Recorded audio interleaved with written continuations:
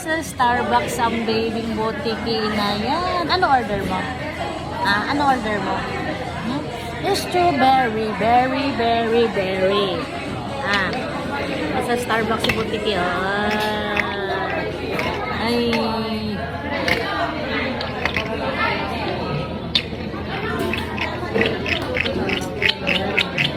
Ang nanay niya, ayun, nakapila.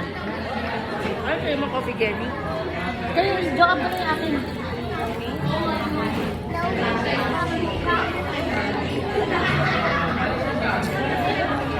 Dirty yan. Nasaan ikaw? Nasaan ang baby na yan? Nag-Starbucks ang aming botiki. Pinatong ko sa lamesa ang kulit kung saan pumupunta pag naglalakad. Napagod na ako sa kakasunod-sunod. Ginawa akong private yaya. Ginawa akong private yaya. Habang yung nanay na umuorder ng Starbucks na yan. Pero naka-priority lane naman siya kahit mahabang pila yan. Ayan. So, yan ang nanay na. Waiting sa pila. Opo ka dyan. Esek. Ikaw, hawakan mo ito ka mo. Ay, mahuli. Hawakan mo nga. Kapunda. Dito, nagbibideo. Kailangan mo ito.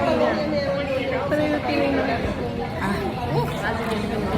Ang kulit ko, tignan mo. Kahit ka sa lamesa na, ang kulit-kulit ko. Ginagawang playground ng lamesa. Kasi may bata sa harap namin, may laruan. Ingit na ingit siya sa laruan. Gusto rin makilaro sa toys. Gusto rin makilaro sa toys. Ingit. Ingit si Botiki. Ingit. Ingit. Ingit si Botiki. Ingit si Botiki. Nagalit. Namamalo. Nainggit inggit si Botiki. Kasi ba yan, no? Yan. Inggit si Botiki. Inggit si Botiki. Inggit. Inggit. Bye na, bye. Bye. Say bye-bye. Bye. Bye. Sinundan pa niya ng ano yung bata, oh. Sinundan pa niya ng yung bata, yung may hawak na laruan.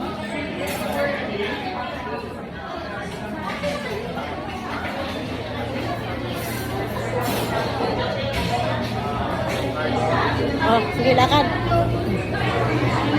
Lakad.